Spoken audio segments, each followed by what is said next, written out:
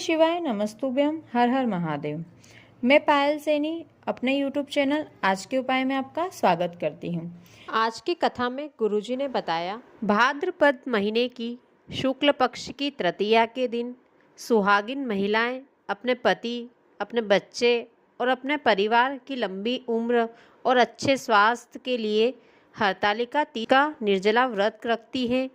इस दिन बालू के शिवलिंग का निर्माण करके उस पर फुलेरा बांधा जाता है और उस दिन 8 प्रहर तक शिवलिंग की पूजा होती है।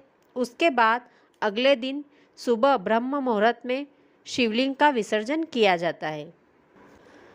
हरतालिका तीज में फुलेरे का अत्यधिक महत्व होता है। हरतालिका तीज का फुलेरा फूल और पत्तियां जैसे आम की पत्ती, अशोक की पत्ती का इस्तेमाल करके बनाया जाता है। फुलेरा में कम से कम 5 फूलों की माला अवश्य लगानी चाहिए। 5 से ज़्यादा लगा सकते हैं, लेकिन 5 से कम नहीं होना चाहिए।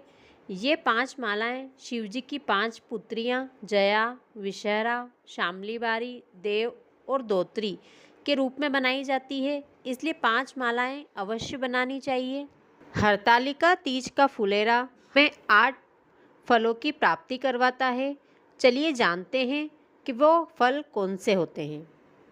सबसे पहला, जो नारी व्रत करती है, यदि किसी कारण वह अपने हरतालिका तीज के व्रत की पूजा नहीं कर पाती, तो उस नारी को केवल हरतालिका तीज के दिन फुलेरे का दर्शन कर लेना चाहिए। उससे उसको व्रत के फल की प्राप्ति होती है। दूसरा, यदि किसी को संतान नहीं है तो हरतालिका तीज के दिन केवल एक पुष्प पर हल्दी और कुमकुम लगाकर फुलेरा पर छुआकर शिवलिंग पर चढ़ा देना चाहिए और बाबा से संतान प्राप्ति की कामना कर देनी चाहिए। अगली हरतालिका तक उसकी गोद में संतान अवश्य होगी। तीसरा, हरतालिका तीज के फुलेरे के दर्शन मात्र और स्पर्श मात्र से हर प्रकार के दान का फल प्राप्त होता है।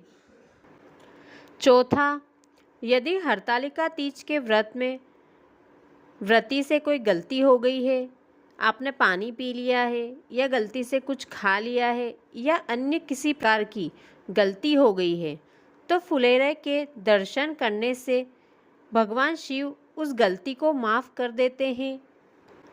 पांचवा, यदि आप कहीं काशी, सोमनाथ जैसे तीर्थों का दर्शन नहीं करने जा सकते हैं, तो हरतालिका तीज के दिन फुलेरे के दर्शन और पूजा से ही आपको सभी तीर्थ के दर्शन और पूजा का फल मिल जाता है। छठा, किसी के घर में या मंदिर में हरतालिका तीज की पूजा हो रही है, यदि आप भूलवश भी वहाँ से आसपास से गुजर जाते हैं, यदि आपके कान में वहाँ के भजन कीर्तन की आवाज़ भी पड़ गई या वहाँ के धूप अगरबत्ती की महक भी ले ली, तो मृत्यु के बाद शिवजी खुद आपसे मिलने आते हैं। सातवां, जिस लड़के या लड़की का विवाह नहीं हो रहा है, उसको हरतालिका तीज के दिन 7 फुलेरे के दर्शन करना चाहिए। आप 7 फुलेरे के दर्शन किसी के घर जाकर या अलग अलग 7 जगह जाकर कर सकते हैं। उसके इस फुलेरे के दर्शन मात्र से केवल 3 महीने में उस लड़के या लड़की का रिश्ता पक्का हो जाता है। 8वां, जिस स्त्री का पति बहुत बीमार रहता है या उसके पति को कोई बड़ी बीमारी हो गई है, तो हरतालिका तीज के दिन फुलेरे के दर्शन मात्र से आपके पति बिल्कुल स्वस्थ हो जाएंगे। हरतालिका तीज के दिन जिसके भी यहाँ पूजा होती है, शिवलिंग का निर्माण होता है, उसके यहाँ फुलेरा अवश्य बांधना चाहिए। उस दिन सभी शिव मंदिरों में भी पुष्प का या पत्ती का फुलेरा बनाकर जलहरी पर टांगना चाहिए। हरतालिका तीज के दिन कोई मंदिर ऐसा नहीं हो जहाँ फुलेरा ना बंधा हो। अगर आप आसपास रहते हैं तो आप भी वहाँ फुलेरा बांध सकते हैं।